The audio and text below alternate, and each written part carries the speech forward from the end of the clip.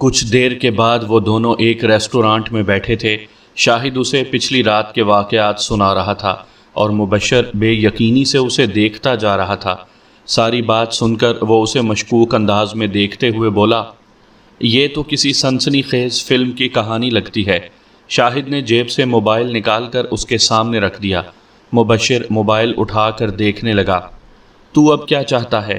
وہ اسے پرسوچ انداز میں دیکھتے ہوئے بولا۔ شاہد نے اس بار جیب سے میموری کارڈ برآمد کیا۔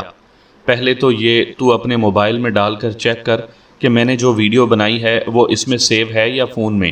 مبشر نے اس کے ہاتھ سے میموری کارڈ لے کر اپنے سیل میں ڈال لیا۔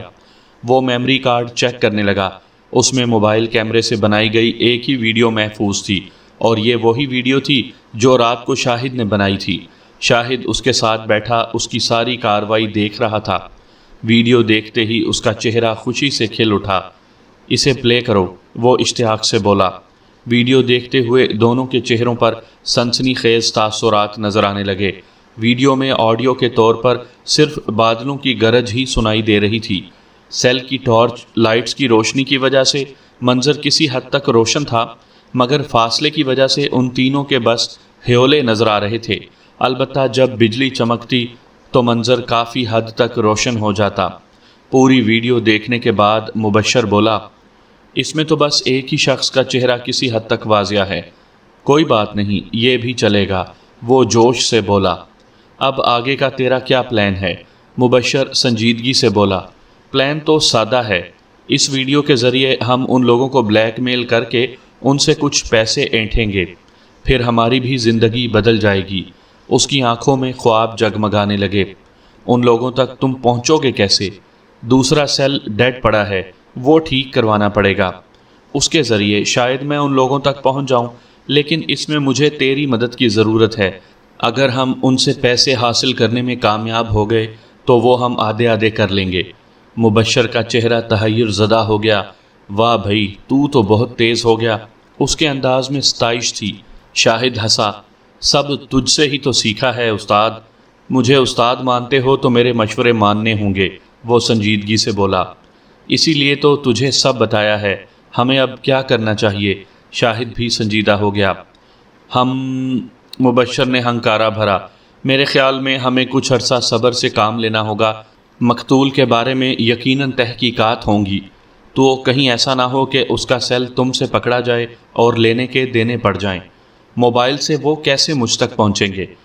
سمیں تو دونوں موبائلز سے میں نے نکال لی ہیں، شاہد حیرانی سے بولا۔ پھر بھی احتیاط بہتر ہے۔ ٹھیک ہے، کچھ عرصہ ہم صبر کر لیتے ہیں، لیکن تب تک موبائل ٹھیک کروا کے ان لوگوں تک پہنچنے کی کوشش تو ہمیں کرنی چاہیے نا؟ شاہد مشورہ طلب انداز میں بولا۔ تم ان کا نام تک نہیں جانتے، موبائل سے ان تک کیسے پہنچو گے؟ مبشر نے طنزیہ انداز میں کہا۔ شاہد مسکرانے لگا۔ اس موبائل پر ہو سکتا ہے اس کی فیس بک آئی ڈی یا واٹس ایپ کھلا ہو۔ وہ لوگ دوست تھے تو یقیناً وہ اس کے ساتھ ایڈ ہوں گے۔ میں ان کی تصاویر سے انہیں پہچان لوں گا، پھر ان تک پہنچنا زیادہ مشکل نہیں رہے گا۔ اس نے فخریہ انداز میں اپنا آئیڈیا اس کے سامنے رکھا۔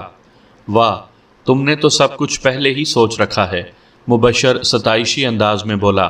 شاہد مسکرایا۔ میں تو کافی عرصے سے کسی شارٹ کٹ کی تلاش میں ہوں۔ اب قدرت نے مجھے موقع دیا تو میں اس سے فائدہ اٹھانے کے بارے میں کیوں نہ سوچوں؟ سوچو ضرور، مگر احتیاط سے۔ موبائل بے شک ٹھیک کروا لو، مگر اس پر فی الحال نیٹ آن نہ کرنا۔ چل اب موبائل ٹھیک کروانے چلتے ہیں۔ کچھ دیر موبائل سے کھیلنے کے بعد اچانک شاہد مبشر سے بولا۔ مبشر نے چائے کا بل ادا کیا اور باہر نکل آئے۔ کچھ دیر کے بعد وہ دونوں موبائل ریپیئرنگ شاپ پر کھڑے تھے۔ ریپیئرنگ والے نے سیل چیک کیا۔ شاہد اسے بے چینی سے دیکھ رہا تھا۔ سیل چیک کرنے کے بعد اس نے سر اٹھا کے ایک جملہ کہا۔ شاہد اس کا جملہ سن کر ہکا بکا رہ گیا۔ سامعین کرام، آپ سن رہے ہیں اردو کہانی حاصل لا حاصل۔ یہ اس سلسلے کی قسط نمبر 4 ہے۔ مجھے امید ہے آپ کو میری یہ کاوش پسند آ رہی ہوگی۔ امان نے اپنے بندوں کے ذریعے ان تینوں پر نظر رکھی ہوئی تھی۔ پچھلے 2 دن سے وہ تیسری بار ساجد کے گھر مل رہے تھے۔ ان کو دیکھ کر اندازہ ہوتا تھا کہ وہ ان دنوں کسی پریشانی کا شکار ہیں۔ امان کو ان کی پریشانی سے کوئی سروکار نہیں تھا، وہ تو خود اتنے عرصے سے شدید پریشانی کا شکار تھا۔ سرور خان نے اس کی جان سولی پر لٹکا رکھی تھی۔ اس دن اسے ایک بندے کے ذریعے اطلاع ملی کہ وہ تینوں گاڑی میں بیٹھ کر کہیں جا رہے ہیں۔ اس نے اپنے بندے کو ان کا پیچھا کرنے کو کہا۔ اس نے کچھ دیر بعد رپورٹ دی کہ ان کا رخ مری کی طرف ہے۔ امان سوچ میں پڑ گیا۔ اپنے پلان پر عمل کرنے کا اس کے پاس یہ سب سے مناسب ترین موقع تھا۔ اس نے اپنے بندے کو کال کی اور اسے ہدایات جاری کرنے لگا۔ اسے یقین تھا کہ وہ اپنا ادھورا ٹارگٹ جلد ہی حاصل کر لے گا۔ موبائل ریپیئرنگ والے نے شاہد سے کہا تھا، یہ سیل ٹھیک تو ہو جائے گا مگر 8,000 لگیں گے۔ اتنے زیادہ؟ وہ ہکا بکا انداز میں بولا۔ اس کا پورا پینل جل گیا ہے، سارا تبدیل کرنا پڑے گا۔ اس میں میرا بہت قیمتی ڈیٹا محفوظ ہے، میں صرف اسی لیے یہ موبائل ٹھیک کروانا چاہ رہا ہوں۔ پینل چینج کرنے سے ڈیٹا تو ضائع نہیں ہو جائے گا؟ شاہد پریشانی سے بولا۔ امید ہے اس کی میموری چپ ٹھیک ہوگی، آپ کا ڈیٹا ضائع نہیں ہوگا، لڑکا عیاری سے مسکراتے ہوئے بولا۔ شاہد کو سوچ میں گم دیکھ کر لڑکا اپنے کام میں مصروف ہو گیا۔ شاہد موبائل اٹھا کر باہر نکل آیا۔ 8,000 تو اسے کوئی ادھار بھی نہیں دے گا، اور اتنی رقم جمع کرتے اسے ابھی نہ جانے کتنا عرصہ لگ سکتا تھا۔ وہ اچھا کھانے پینے اور اچھا پہننے کا شوقین تھا، اس لیے اس کے پاس رقم ٹکتی ہی نہیں تھی۔ اس نے مبشر سے پیسے ادھار مانگے۔ یار تو جانتا ہے میں بامشکل موبائل کی قسط دیتا ہوں، میں اتنے پیسے کہاں سے دے سکتا ہوں؟ مبشر نے معذرت کی۔ ویسے بھی میرا مشورہ مانو تو 1-2 ماہ تک صبر کرو، اس کے بعد ہم مل کر اس معاملے کو دیکھ لیں گے، تب تک تم پیسے بھی جمع کر لو گے۔ شاہد سوچ میں پڑ گیا۔ اسے لگ رہا تھا کہ مبشر کی بات ماننے کے سوا اس کے پاس کوئی دوسرا چارہ نہیں۔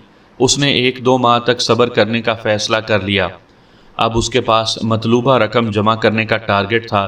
وہ پیسے جمع کرنے کی تگ و دو میں لگ گیا۔ اس نے ان لوگوں کو بلیک میل کرنے کا منصوبہ بھی بنا لیا۔ وہ فارغ وقت میں اس منصوبے کی جزیات سلجھانے میں لگا رہتا۔ اسے یقین تھا کہ اگر وہ ان لوگوں کا سراغ لگانے میں کامیاب رہا تو اس کے منصوبے کی کامیابی یقینی تھی۔ 8,000 جمع کرتے اسے 3 ماہ لگ گئے۔ 3 ماہ بعد اس نے موبائل ٹھیک کرنے کے لیے دیا۔ 2 دن بعد شام کو اسے موبائل ملا۔ اس نے اپنی سم ڈال کر موبائل آن کیا۔ بے چینی کے باعث خون اس کی رگوں میں سنسنا رہا تھا۔ موبائل آن ہوا تو سب سے پہلے اس کی نظر ہوم سکرین پر واٹس ایپ کی ایپ پر پڑی۔ اس نے واٹس ایپ پر ٹچ کیا تو وہ کھل گیا۔ اس پر موبائل کے مالک کا واٹس ایپ کا اکاؤنٹ کھلا دیکھ کر اس کا دل خوشی سے لرزنے لگا۔ اس نے فوراً ادائیگی کی اور باہر نکل آیا۔ وہ ادھر ہی کھڑا ہو کر اس کا واٹس ایپ اکاؤنٹ چیک کرنے لگا۔ اس کے ہاتھ کانپ رہے تھے۔ اس نے سب سے پہلے اکاؤنٹ کے مالک کا سٹیٹس چیک کیا۔ یہ اکاؤنٹ حامد شبیر کے نام سے بنا تھا۔ اس کے ساتھ لگی تصاویر اس کے لیے اجنبی تھیں۔ اس نے اندازہ لگایا کہ موبائل مقتول کا تھا۔ قاتلوں کی شکلیں تو اس کے ذہن میں محفوظ تھیں۔ اکاؤنٹ کے مالک کے بارے میں جاننے کے بعد وہ چیٹ چیک کرنے لگا۔ اس میں 3 ماہ پرانے میسیجز محفوظ تھے۔ وہ ان میسیجز کے ساتھ لگی تصاویر دیکھنے لگا۔ ایک تصویر پر اسے شک گزرا۔ اس نے تصویر بڑی کر کے دیکھی۔ ڈیٹا آف ہونے کی وجہ سے تصویر دھندلی نظر آ رہی تھی، لیکن اس کے باوجود اسے تصویر پہچاننے میں کوئی دشواری پیش نہیں آئی۔ وہ تصویر دیکھ کر خوشی سے اچھل پڑا۔ یہ انہی 3 افراد میں سے ایک کی تصویر تھی۔ تصویر کے ساتھ ملک یاسر کا نام درج تھا۔ اس نے لرزتے ہاتھوں کے ساتھ اس کا نمبر اپنے دوسرے موبائل میں محفوظ کیا۔ اس موبائل میں اس کے پاس وہ ویڈیو اور اس سے نکالی گئی تصاویر بھی محفوظ تھیں جو اس نے اس رات بنائی تھیں۔ اس نے ایڈیٹنگ کر کے تصاویر کو قدرے بہتر بنا لیا تھا۔ چند لمحات تک سوچنے کے بعد اس نے یہ تصاویر مقتول کے موبائل پر بھیجیں۔ وہ ابھی تک ڈیٹا آن کیے بغیر سارا کام کر رہا تھا، لیکن اب ڈیٹا آن کرنا ناگزیر تھا۔ اس نے ڈیٹا آن کیا، واٹس ایپ پر میسیجز آنے لگے۔ وہ انہیں نظر انداز کر کے اپنا کام کرنے لگا۔ اس نے 3 تصاویر منتخب کر کے ملک یاسر کے نمبر پر بھیج دی تھیں۔ وہ اس کام میں اتنا مگن تھا کہ اسے ارد گرد کا ہوش ہی نہیں تھا۔ اسے تو اپنے چہرے سے دھاروں کے مانند بہتے پسینے تک کا احساس نہیں تھا۔ تصاویر تھوڑی دیر میں ہی دیکھ لی گئیں۔ اسے خوف محسوس ہو رہا تھا۔ اس نے گھبرا کے موبائل آف کر دیا۔ مجھے سارا منصوبہ تفصیل سے سوچ کے ان سے رابطہ کرنا چاہیے تھا، اس کے ذہن میں خیال آیا۔ وہ اپنی جلد بازی پر خود کو کوسنے لگا۔ اس رات اس نے اپنے منصوبے کو از سر نو ترتیب دیا۔ یہ موبائل حامد کا تھا جو قتل ہو چکا تھا۔ اس نے حامد بن کر ہی ان سے بات کرنے کا فیصلہ کیا۔ اس طرح وہ لوگ مزید خوف زدہ ہو جاتے۔ اس کے گھر کسی سیلولر کمپنی کے سگنل ہی نہیں آتے تھے۔ وہ بے چینی سے صبح کا انتظار کرنے لگا۔ صبح سویرے ہی وہ گھر سے روانہ ہو گیا۔ اس نے جو منصوبہ سوچا تھا اس پر عمل کے لیے اسے مددگار کی ضرورت تھی۔ اس نے مبشر کو کال کر کے بلا لیا۔ اس کے پاس بائک تھی، وہ تھوڑی دیر میں ہی پہنچ گیا۔ شاہد کو اس سے سکون سے بات کرنے کے لیے تنہائی کی ضرورت تھی۔ جلدی چل، وہاں جو پہاڑی ہے اس پر بیٹھ کر سکون سے بات کریں گے، وہ بائک پر بیٹھتے ہی بولا۔ مبشر نے بائک دوڑانا شروع کر دی۔ پہاڑی پر پہنچ کر وہ پتھروں پر بیٹھ گئے۔ شاہد نے اسے اپنی رات کی کارروائی کے متعلق آگاہ کیا۔ مبشر ناراضگی سے بولا، تجھے اتنی جلدی کیا تھی؟ پہلے مشورہ تو کر لیتے۔ سوری یار، بس اچانک جب مجھے ایک قاتل کا نمبر ملا تو میں خود پر قابو نہیں رکھ سکا۔ اس نے شرمندگی کا اظہار کیا۔ اب کیا چاہتا ہے تو؟ مبشر کے چہرے پر ابھی تک خفگی کے تاثرات تھے۔ اس نے اپنا سارا منصوبہ اس کے سامنے رکھا۔ اس کا سارا منصوبہ سن کر مبشر بولا، منصوبہ تو فٹ ہے، لیکن سب سے پہلے یہ فیصلہ کرتے ہیں کہ ہم ان سے کتنی رقم مانگیں گے۔ میں نے 50 لاکھ کی رقم سوچ رکھی ہے، شاہد نے جواب دیا۔ مبشر اس کا جواب سن کر استہزائیہ انداز میں بولا، ان کی اتنی پسلی ہی نہ ہوئی تو؟ شاہد چڑھ کر بولا، اب ان کی پسلی ہم کیسے چیک کریں؟ مبشر سوچ میں پڑ گیا۔ چند لمحات کے بعد یکا یک اس کی آنکھوں میں چمک نمودار ہوئی۔ مقتول کا سیل فون دیکھا۔ شاہد نے سیل اس کی طرف بڑھا دیا۔ تو نے اس کا فیس بک اکاؤنٹ چیک کیا؟ مبشر نے پوچھا۔ نہیں، ایک قاتل کا نمبر جب مجھے مل گیا تھا تو مجھے تو اور کسی بات کا ہوش ہی نہیں رہا، وہ شرمندگی سے بولا۔ اس نے حامد کا فیس بک اکاؤنٹ کھولا۔ اس کے کور فوٹو پر ایک تصویر لگی تھی جس میں 4 افراد کھڑے تھے۔ اس نے اسکرین کا رخ شاہد کی طرف موڑا۔ انہیں جانتے ہو؟ شاہد تصویر دیکھ کر اچھل پڑا۔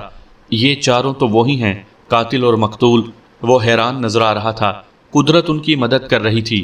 اسے آگے بھی اپنی کامیابی کا یقین ہونے لگا۔ ان کی ٹائم لائن چیک کر، شاہد نے مشورہ دیا۔ وہی کر رہا ہوں، مبشر نے جواب دیا۔ اس نے سب سے پہلے یاسر کی ٹائم لائن چیک کی۔ اس کے چہرے پر سنسنی خیز تاثرات نمودار ہوئے۔ واہ بھائی، یہ تو تگڑی آسامی لگ رہی ہے۔ وہ اسکرین کا رخ شاہد کی طرف موڑ کر بولا۔ شاہد موبائل ہاتھ میں لے کر یاسر کی پوسٹ پڑھنے لگا۔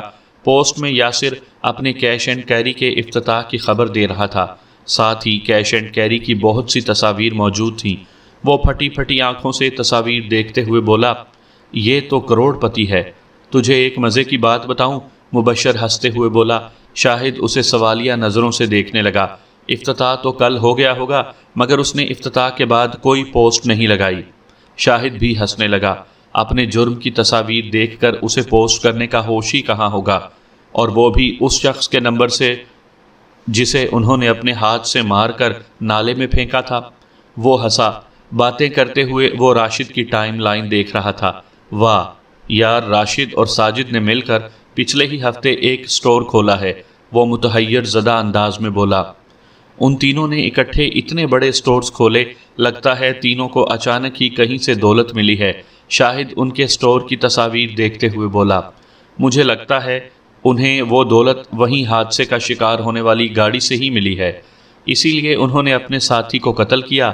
تو بتا رہا تھا جاتے ہوئے ان میں سے ایک شخص نے گاڑی کے پاس سے بریف کیس اٹھایا تھا، اور بعد میں کچھ لوگ سرچ لائٹس کی روشنی میں کافی دیر کچھ تلاش کرتے رہے تھے، تو مجھے لگتا ہے کہ وہ اسی رقم کو ہی تلاش کر رہے تھے۔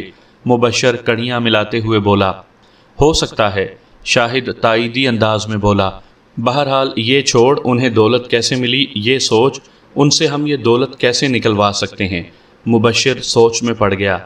کیسے کا تو نے بتا دیا، کتنے کا سوال ہے؟ میرے خیال میں تو ہمیں کم از کم 1 کروڑ مانگنا چاہیے، شاہد سوچتے ہوئے بولا۔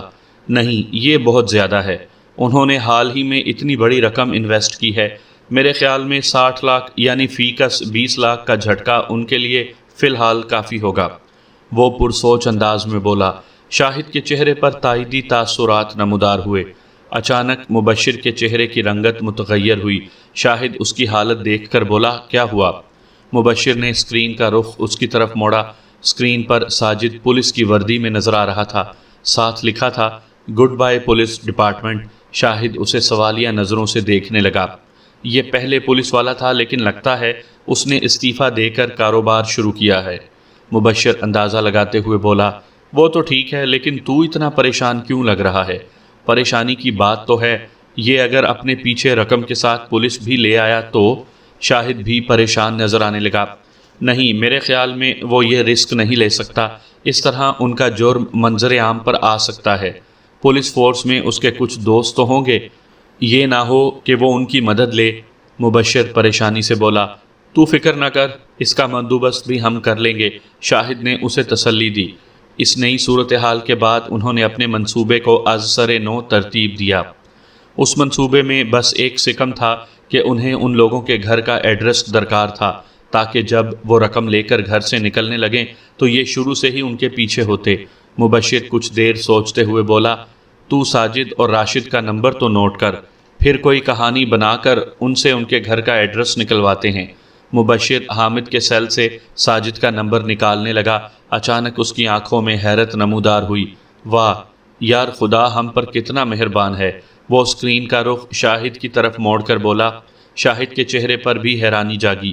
اسکرین پر نمبر کے ساتھ ہوم ایڈریس کے خانے میں ساجد کے گھر کا پتہ لکھا تھا۔ اس پتے کے مطابق اس کا گھر راولپنڈی کے علاقے صادق آباد میں تھا۔ یہ تو کرشمہ ہو گیا، شاہد حیرانی سے بولا۔ کیا کمال کا بندہ تھا یہ حامد، خود تو بیچارہ اپنے دوستوں کے ہاتھوں جان سے گیا، لیکن ہماری مشکل آسان کر گیا۔ اس کے لہجے میں حامد کے لیے عقیدت تھی۔ کچھ دیر دونوں مشورہ کرتے رہے۔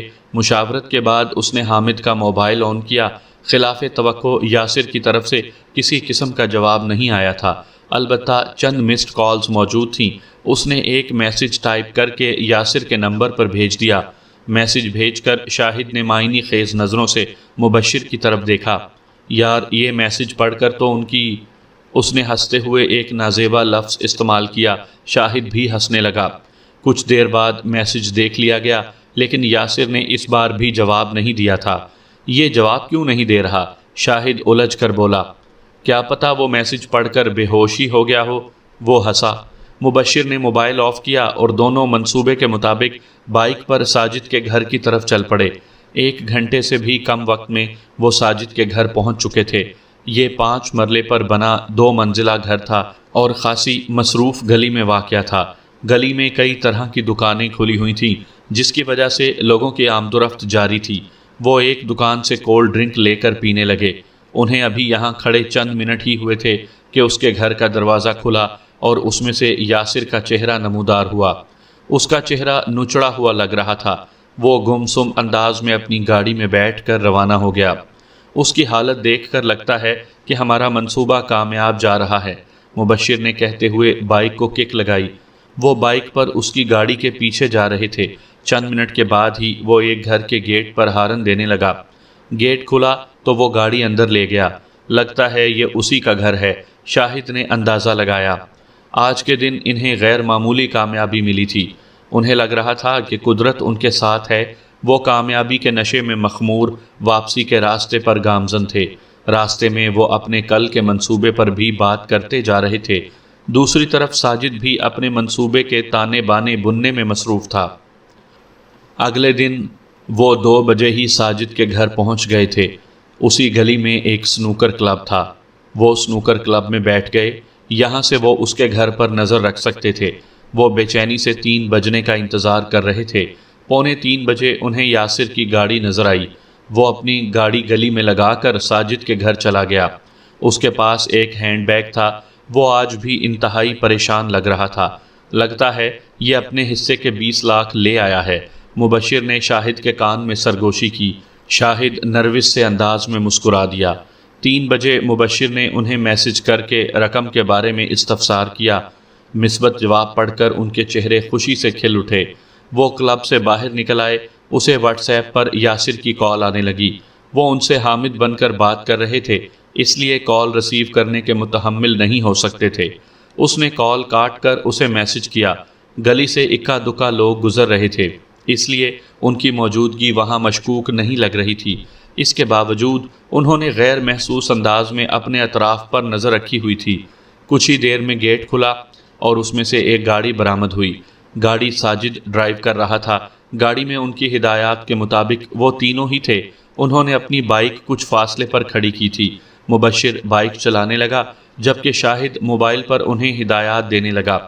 اس نے اطراف پر بھی نگاہ رکھی ہوئی تھی۔ وہ ان کی ہدایات پر عمل کرتے ہوئے سالگراں تک پہنچ گئے۔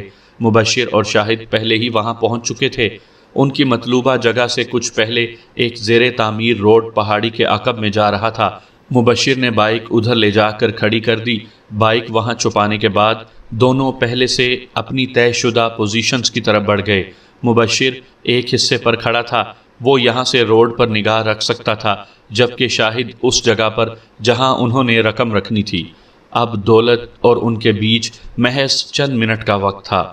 وہ اس وقت کو لمحہ با لمحہ گزرتا محسوس کرنے لگے۔ ان کے دل تیزی سے دھڑک رہے تھے۔ ابھی تک سب کچھ ان کے منصوبے کے مطابق ہو رہا تھا۔ وہ دل ہی دل میں آگے بھی سب بخیر و خوبی ہونے کی دعائیں مانگنے لگے۔ کچھ ہی دیر میں گاڑی ان کی بتائی گئی جگہ پر رکی۔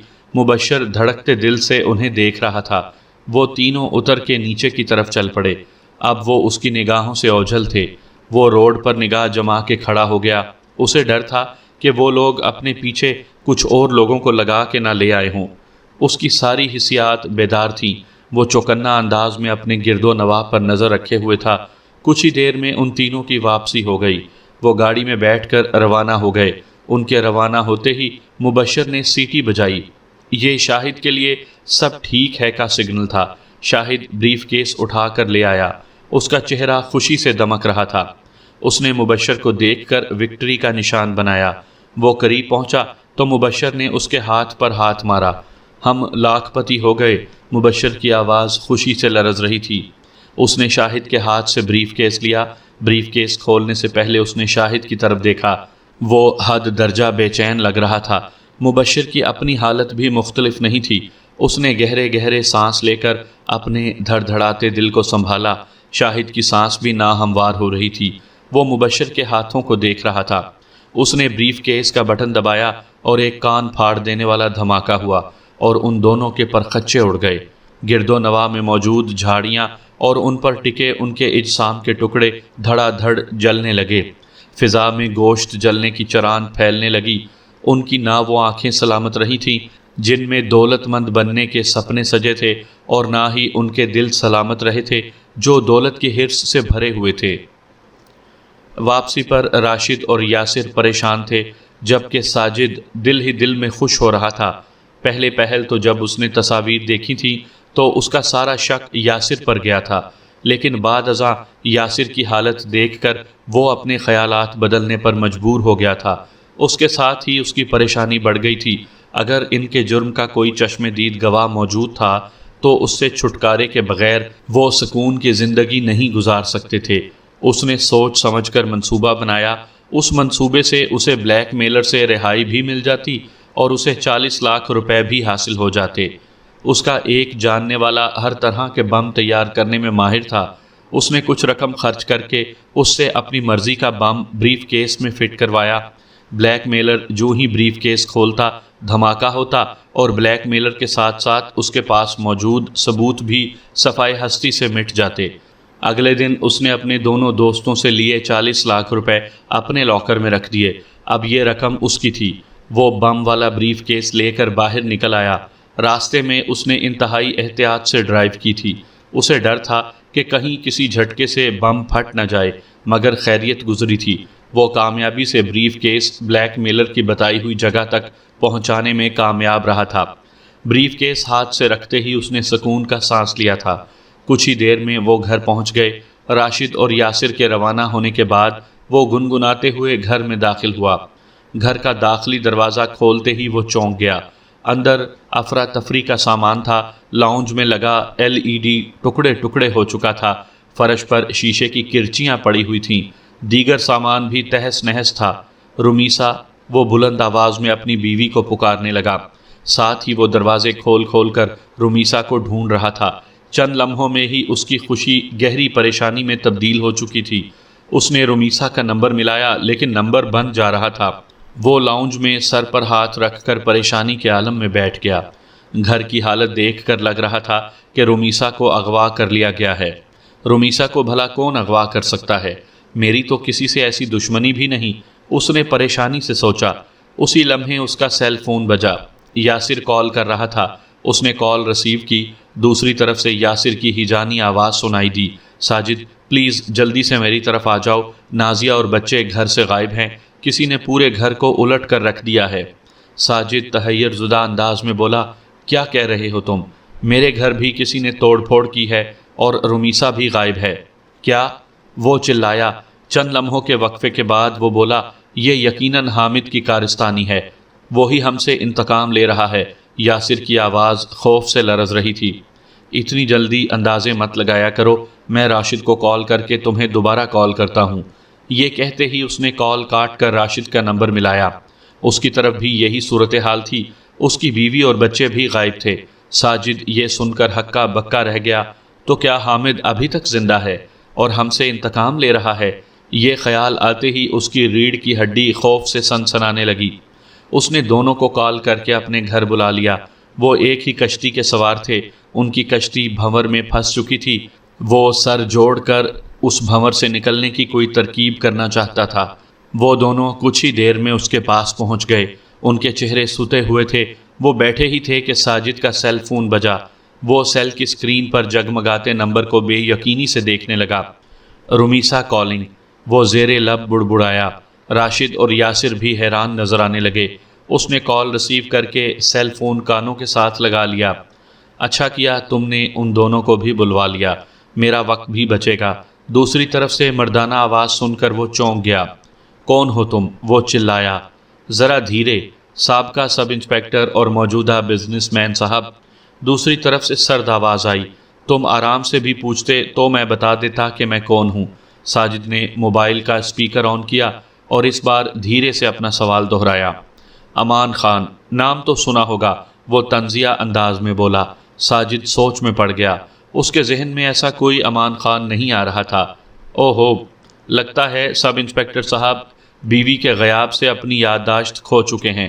وہ اسے چپ دیکھ کر طنزیہ انداز میں بولا، میں سرور خان کا دستے راست امان خان ہوں۔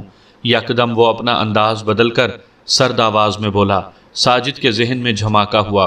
وہ سرور خان کو جانتا تھا۔ اس کے جسم پر چیونٹیاں رینگنے لگیں۔ تم لوگوں کی ہم سے کیا دشمنی ہے؟ وہ حیرت سے بولا۔ دشمنی تو کوئی نہیں، بس تم لوگوں کی طرف کچھ حساب کتاب نکلتا ہے۔ تم لوگوں نے ہماری ایک چیز چرائی، بدلے میں ہم نے تم لوگوں کے گھر والوں کو اٹھا لیا تاکہ لین دین میں آسانی رہے۔ وہ اطمینان سے بولا۔ ہم نے تمہاری کون سی چیز چرائی؟ اس کے لہجے میں الجھن تھی۔ وہ جس رقم سے تم لوگوں نے اپنے اپنے کاروبار شروع کیے ہیں نا، وہ 5 کروڑ کی رقم ہماری تھی۔ ہمارا بندہ حادثے کا شکار ہو کر مر گیا اور تم لوگ اس رقم کو بغیر والی وارث کا سمجھ کر لے اڑے۔ مجھے 3 ماہ لگے تم لوگوں تک پہنچنے میں۔ 5 کروڑ کی ہماری رقم اور 5 کروڑ میری محنت کا صلہ، یعنی کل 10 کروڑ ایک ہفتے کے اندر اندر جمع کرو اور اپنے بیوی بچوں کو لے جاؤ، ورنہ انہیں قسطوں میں وصول کرنے کے لیے تیار رہنا۔ اس کے لہجے میں موجود صفاکی کو محسوس کر کے اسے اپنے وجود میں سرد سی لہر دوڑتی محسوس ہوئی۔ پلیز، ہمیں علم ہوتا کہ وہ رقم آپ لوگوں کی ہے تو میں خود وہ آپ تک پہنچا دیتا۔ ہم وہ ساری رقم کاروبار میں لگا چکے ہیں۔ اگر ہم سب بیچ بھی دیتے ہیں تو 5 کروڑ بھی ہم اکٹھا نہیں کر سکتے۔ 10 کروڑ تو ہمارے لیے ناممکن ہے۔ وہ بے بسی سے بولا۔ یہ تم لوگوں کا سر درد ہے۔ میں اب ٹھیک 1 ہفتے بعد ہی کال کروں گا۔ اگر تب تک رقم تیار نہ ہوئی تو اپنی خوبصورت بیوی کا ایک ہاتھ وصول کرنے کے لیے تیار رہنا۔ اس نے سرد لہجے میں کہتے ہوئے کال کاٹ دی۔ ساجد پریشانی سے سر پکڑ کر بیٹھ گیا۔ کون تھا یہ؟ راشد نے دھواں دھواں چہرے کے ساتھ اس سے پوچھا۔ اس شہر کا اسلحے اور منشیات کا سب سے بڑا ڈیلر، سب سے بڑا جلاد۔ ہمارے بیوی بچے اس کے قبضے میں ہیں اور ان کی قیمت جو اس نے لگائی وہ تم نے سن ہی لی۔ وہ تھکے تھکے انداز میں بولا۔ راشد اور یاسر کے چہرے سرور خان کا تعارف سن کر سفید پڑ گئے۔ پھر؟ یاسر سرسراتی ہوئی آواز میں بولا۔ پھر کیا؟ اگر ہم اپنے بیوی بچوں کی واپسی چاہتے ہیں تو ہمارے پاس ان کی بات ماننے کے سوا کوئی چارہ نہیں۔ جس دولت کے لیے انہوں نے اپنے دوست کو قتل کیا تھا وہ انہیں سود سمیت واپس کرنا پڑ رہی تھی۔ قدرت نے ان کے لیے کیا خوب سزا چنی تھی۔ اگلے دن انہیں ایک ویڈیو ملی جس میں وہ اپنے بیوی بچوں کو دیکھ سکتے تھے۔ ظالموں نے 3 عورتوں اور 5 بچوں کو ایک کمرے میں باندھ کر ڈال رکھا تھا۔ یہ چھوٹا سا کمرہ تھا جو ایک دروازے کے علاوہ سپاٹ دیواروں پر مشتمل تھا۔ کمرے میں کسی قسم کا کوئی سامان نظر نہیں آ رہا تھا۔ ان کی بیویاں اور بچے فرش پر پڑے تھے۔ ان کے منہ پر پٹیاں بندھی ہوئی تھیں۔ ان کے وجود اپنی ہی غلاظت میں لتھڑے ہوئے تھے۔ وہ ان کی حالت دیکھ کر تڑپ کر رہ گئے۔ امان نے ایک مختصر میسج بھی کیا تھا، جتنی جلدی رقم کا بندوبست کرو گے اتنی جلدی انہیں اس تکلیف سے نجات مل جائے گی۔